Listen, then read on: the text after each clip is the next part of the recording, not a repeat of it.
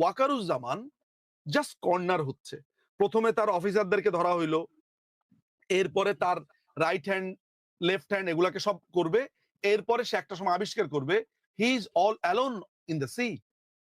আমি আপনাকে বলে দিলাম, আপনি লিখে রাখেন। নিজুম মজুমদার, আপনি বলছিলেন যে মাথা না নির্দেশ দিলে তো লেজ নড়ে না, তাই না?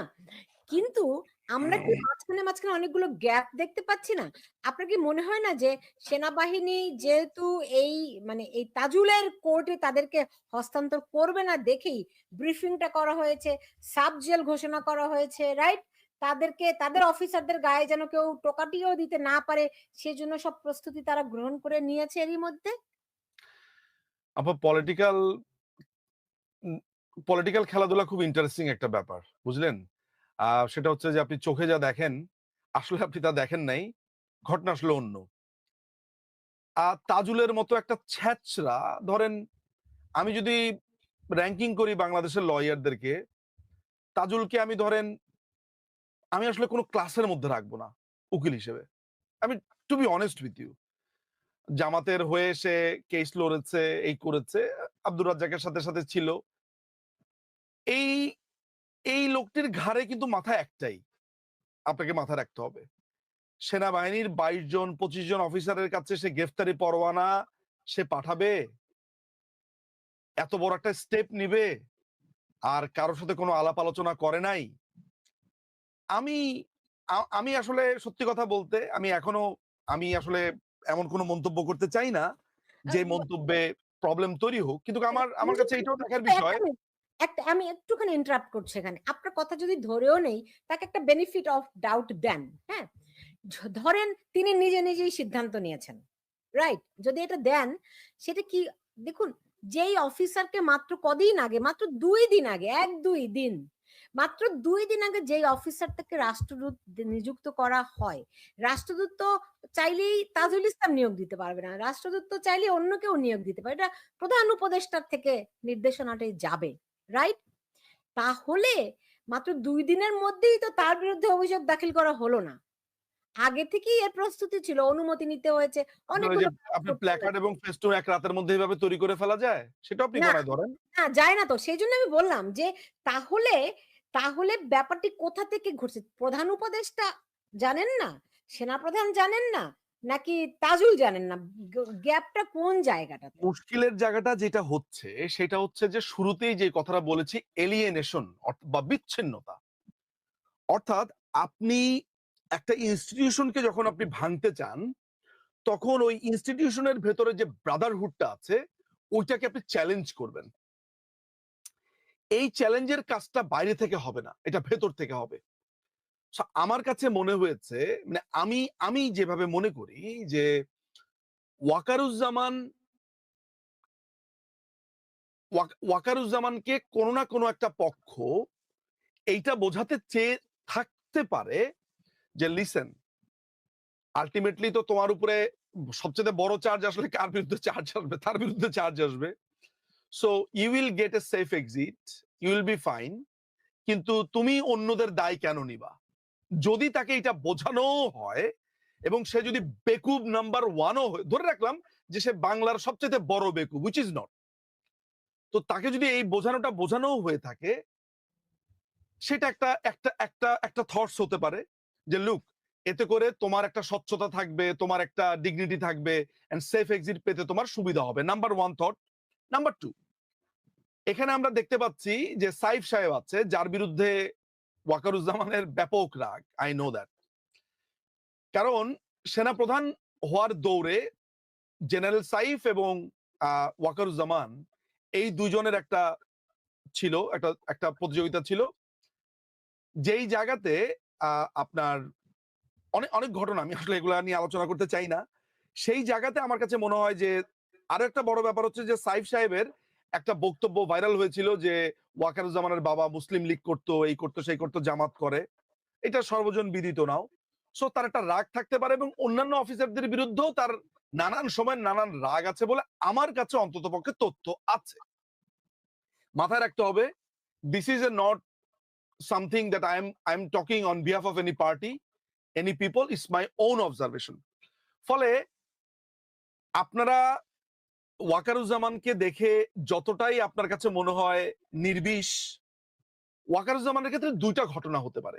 আইদার সে হচ্ছে বাংলাদেশের সবচাইতে বড় বেকুব, আর তা না হলে সে হচ্ছে বাংলাদেশের সবচাইতে বড় প্লেয়ার। দ্বিতীয়টার হওয়ার সম্ভাবনা প্রবল। এবং আমার নলেজ বলে, আমার first hand knowledge, I know from very close allies of even walker, যে তাজুল যদি বাথরুমে যায় ওয়াকাররে জিজ্ঞেস করে যায়। মানে আমি আপনাকে উদাহরণটা বুঝালাম। মানে আই নো যে ও এই লেভেলের ভয় পায় ওয়াকারকে, সেনাবাহিনীকে। ওকে পিটায়া ওর হাড্ডি গুড্ডি সব গুড়া করে ফেলাবে যদি ওয়াকার চায় 1 সেকেন্ডের মধ্যে। Just 1 second needed. ওর হাড্ডি মাথা থেকে শুরু করার পা পর্যন্ত পাউডার করে ফেলতে পারবে। এগুলো তো কোনো ব্যাপারই না। ফলে আপনাকে এই চিন্তাটাও করতে হবে যে এত বড় একটা ডিসিশন এই ক্যান্টনমেন্টের এগেইনস্টে, তার মানে ওয়াকার কি সামহাউ এই যে যেমন ধরেন ফুয়াদ ক্যান্টনমেন্ট উড়িয়ে দেবে, আপনার হাদি নামে একটা ছেলে বলেছে ইট খুলে নিয়ে আসবে, আজকে এই 15 জনের বিরুদ্ধে গ্রেফতারি পরোয়ানা, তারপরে এদেরকে জুতা পেটা করা, এদের এদের এদের প্ল্যাকার্ড ফেস্টুন এগুলার মধ্যে সেনাবাহিনীকে ক্রমাগত, ওকে কি কেউ কোনো একটা মিশন নিয়ে পাঠিয়েছে? এইটার সাথে আপনি একটা যোগ করতে পারেন করিডোর। আমরা অনেকেই বলি যে হি ইজ এ সিআইএস বয়। আমরা অনেকগুলো ষড়যন্ত্র, অনেকগুলো থিওরি তার ব্যাপারে আছে, but still I know him since my childhood. ওয়াকারুজ্জামানকে আমি, কারণ ওয়াকারুজ্জামানের খুবই ক্লোজেস্ট ফ্রেন্ডকে আমি ছোটবেলা থেকে চিনি, আমি তাকেও দেখেছি ছোটবেলা থেকেই। এটা একটা আমার কাছে অকল্পনীয় ছিল যে ওয়াকার ভাইয়ের হাত ধরে বাংলাদেশ সেনাবাহিনী আজকে এই রাস্তাতে আসবে। এই দুইটা জিনিস হতে পারে আপা, আমি আপনাকে শুরুতেই বলেছি। আইদার উনি একটা আস্ত গাধা, তা না হলে উনি অত্যন্ত বুদ্ধিমান লোক। যদি গাধা হয়ে থাকে তাহলে এটা আমাদের জন্য দুঃখজনক যে তার চোখের সামনে পুরো সেনাবাহিনীকে কমপ্লিটলি শ্যাটার্ড, ভেঙে দিয়েছে, অনেকটা বলে যে ঘাড় মুটকে দিয়েছে, এবং তিনি শুধু আছে তার চাকরি নিয়ে। যদি আজকে তা না হতো, আপনি আপনি অনেক আগেই দেখতে পেতেন যে ঘটনা অন্যদিকে মন নিয়েছে। তবে একটা কথা আপনাকে বলে রাখা ভালো যে সেনাবাহিনীর ভিতরে সেই লেভেলের উষ্মা আছে, রাগ আছে, ক্যাপ্টেন মেজর বিশেষ করে এই সৈনিকদের মধ্যে প্রবল রাগ আছে। আমি জানি না এই অনল কোন পর্যন্ত পৌঁছাবে, তবে দুইটা সম্ভাবনা আমি আপনাকে বলবো। আজকের প্রোগ্রামটা রেকর্ডেড আছে। আমার কেন জানি মনে হয় ওয়াকারুজ্জামানকে অপঘাতে মৃত্যু হতে পারে, এবং এটা করবে এই মৌলবাদীরাই করবে, বা পাল্টা কুরবা। এটা আমার প্রেডিকশন। আমি না ভালো কিছু দেখতে পাই না। আমার কাছে বারবার মনে হচ্ছে ওয়াকারুজ্জামান যেই খেলাটা খেলছে এটা খুব বাজে খেলাটা খেলছে, এবং একে মারবেই জামাত শিবির, এটা মনে করছি। বাট এটাও নিশ্চয়তা থাকা প্রয়োজন যে বাংলাদেশ আওয়ামী লীগ এই সশস্ত্র বাহিনীর সাথে নিশ্চয়ই আছে তার নেতা কর্মীরা, এটাও আমরা মনে করি। আমার যত নেতা কর্মীদের সাথে আমরা কথা বলেছি, আমরা সেনাবাহিনীর পক্ষে, আমরা সেনাবাহিনীর বিরুদ্ধে এই ভয়ানক তাদের উপরে যে এই অন্যায় হচ্ছে এগুলোর বিপক্ষে, এবং সেনাবাহিনীর অফিসারদের এই দুঃখে আমরা ব্যথিত। এন্ড খুবই ডাউটফুল একটা ব্যাপার, সেটা হচ্ছে যে সেনাবাহিনীর অফিসারদের বিরুদ্ধে আপনি চার্জ আনবেন, আপনি ক্যান্টনমেন্টে চলে যাবেন, দুদকের ডকুমেন্ট পেয়েই সাইফ সাহেবের বাড়ি গিয়ে তছনছ করবেন, আপনি কেউ 2 কোটি টাকা ওইখানে রাখে, ক্যাশ রাখে, আপনি 2 কোটি টাকা উদ্ধার করবেন, আর সেইখানে ক্যান্টনমেন্টে এমপি পুলিশই তো আপনাকে আটকা দিবে। ক্যান্টনমেন্টে যখন আপনি ওই ডিজিএফআই এর ওই চিপাটা দিয়ে ঢুকবেন, বা কাকলি দিয়ে ঢুকবেন, বা জাহাঙ্গীর গেট দিয়ে ঢুকবেন, 3টা গেট।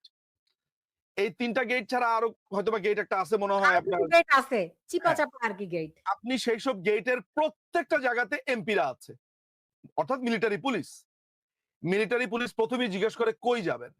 আর যখনই সরকারি গাড়ির স্টিকার থাকবে, এই থাকবে সেই থাকবে, ওরা এগুলা কাউকে মানে?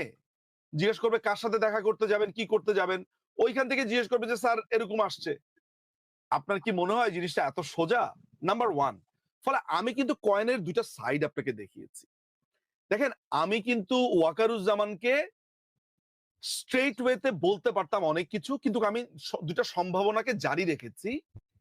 এখন যে কোনো একটা সম্ভাবনা হতে পারে, আইদার যে এই যে আপনার আমাদের আলোচনাতে যেটা এসছে যে উনি অত্যন্ত বুদ্ধিমান একজন মানুষ হতে পারে, এরশাদের মতো। কেউ কল্পনা করেছে এরশাদ আপনার মার্চ মাসে 7 তারিখ থেকে ক্ষমতা নিয়ে আপনার এটা করবে? সো আমার ইন সাম কনটেক্সট ওকে আমার এরশাদের মতো মনে হয়, ইন সাম কনটেক্সট। আবার মাঝে মধ্যে আমার কাছে মনে হয় যে আমরা ওকে চিনতেই পারি নাই। আবার এমনও হতে পারে যে ও আসলে একটা বোকাশোকা টাইপের একটা লোক হতে পারে। এখন ওকে বোকাশোকা যদি আমি ধরিও, এটা আসলে আল্টিমেটলি আমার ঘাড়ের উপরে এসে পড়ে। বিকজ আপনি এটা একজন আমাদের গভর্নমেন্টের জুরিকে আমলে নিয়োগ বোকাচোকা দেওয়া বলতে হয়েছিল। পারেন না। হ্যাঁ। আপনি ফলে একজন আমি না আসলে জুরিকে বোকাচোকা বলতে পারেন না। এক্সাক্টলি আমি আসলে যেহেতু আমি ২ টা সম্ভাবনার কথাই বলছি, তবে দেখেন আমার আমার প্রশ্নের জায়গাটা কিন্তু হচ্ছে ওই হেজিমনিটা ক্রিয়েট করা না যে সেনাবাহিনীর বিরুদ্ধে চার্জ এসেছে বলে আজকে আমরা টক শো করছি, কথা বলছি। It's not like that. পুলিশকে নিয়ে এসেছে আমরা বলি নাই, বলেছি। আমার আসলে আমার ফোকাস করবার জায়গাটা আপা যেই জায়গাতে, সেটা হচ্ছে যে first of all legal framework. You are breaching the whole apex law অর্থাৎ কনস্টিটিউশন। আপনি ক্রিমিনাল আমাদের যে প্রসিডিংস আছে সেটাকে আপনি ভাঙছেন। এমনকি যে আমার যে লিগ্যাল থিওরি গুলো আছে আপনি সবগুলোকে ভাঙছেন। এমনকি ইন্টারন্যাশনাল ক্রিমিনাল লর যে জার্গনস গুলো আছে, যে which is like presumption of innocence, আপনি ওইটাকেও ভাঙছেন। নাম্বার 1। নাম্বার 2, আমি যখন প্রসিডিউরাল প্রবলেমেটিক আচরণের কথা বলছি, এরপরে আসছে হচ্ছে লোকাল হেজিমনির কথা। লোকাল হেজিমনির কথা যদি ধরেন, তাহলে এর থেকে বড় হেজিমনি কে বিস্তার করেছে? সেনাবাহিনীর থেকে। বা আধিপত্য কে বিস্তার করেছে? যাদের সরাসরি তত্ত্বাবধানে বা ক্ষমতার কারণে আজকে এরা ক্ষমতাতে। ওই দিন যদি সেনাবাহিনী বলতো যে আমরা আগেও নাই পিছেও নাই, তাহলে আপনি বুঝতে পারেন যে কয়েক কোটি আওয়ামী লীগের সমর্থক রাস্তায় বের হয়ে আসতো। আপনাকে এটা ভাবতে হবে। সো এদের পেছনের সবচেয়ে বড় শক্তি সেনাবাহিনী। সেই সেনাবাহিনীর অফিসারদেরকে 15 জন অফিসারকে আপনি সিঙ্গেল আউট করেছেন। নিশ্চয়ই আপনাকে এই আপনার ওই ভূগোল বুঝাতে হয়েছে যে স্যার, এরা তো স্যার এদের দায় আপনারা কেন নিবেন? এদের দায় সেনাবাহিনী কেন নেবে? অর্থাৎ তাদেরকে শুরুতেই ক্রিমিনাল আপনি করে আপনি এই তালবুঝ বুঝিয়েছেন। তালবুঝ মানে বোঝেন? অর্থাৎ আপনাকে ধরে জিওগ্রাফি বুঝিয়ে দিল, পুরা ওয়ার্ল্ডের বাংলাদেশের ম্যাপ দিয়ে ভুটান বুঝিয়ে দিল। সো আপনাকে এই ডাউট কি আপা আপনি হাজার আলোচনা এখানে করেন, আসলেই কি আমরা এই ডাউটের বাইরে যাইতে পারবো যে without the indirect consent of the chief this all are happening? আমি তো কোনোভাবেই আসলে ওই জায়গাতে ইমিউনিটি দিতে পারি না চেষ্টা করলেও। তারপরেও আমি বলেছি, আমি তারপরেও ওয়াকারুজ্জামানের ভালো চাই। বিকজ আমার পলিটিক্যাল জ্ঞান কিন্তু কমপ্লিটলি ধরেন আমি বলবো বইপত্রের উপরে, ইতিহাসের উপর আপা। আমি স্বীকার করি এটা। আমাকে বাংলাদেশের কালচার কিংবা আমি যদি পৃথিবীর অন্যান্য দেশের পলিটিক্যাল হিস্ট্রি ধরি, আমার কাছে মনে হয় এই মুহূর্তে যার জীবন সবচাইতে বেশি সংকার সে হচ্ছে ওয়াকারুজ্জামান। এটা কিন্তু ওয়াকারুজ্জামানের ভালোর জন্য বলছি। এইটা মুক্তিযুদ্ধপন্থী এসে কেউ তারে মারবে টারবে এরকম আমি মনেই করি না। আমার কাছে বারবারই মনে হয় ওয়াকারুজ্জামান জাস্ট কর্নার হচ্ছে। প্রথমে তার অফিসারদেরকে ধরা হইলো, এরপরে তার রাইট হ্যান্ড লেফট হ্যান্ড এগুলাকে সব করবে, এরপরে সে একটা সময় আবিষ্কার করবে he is all alone in the sea.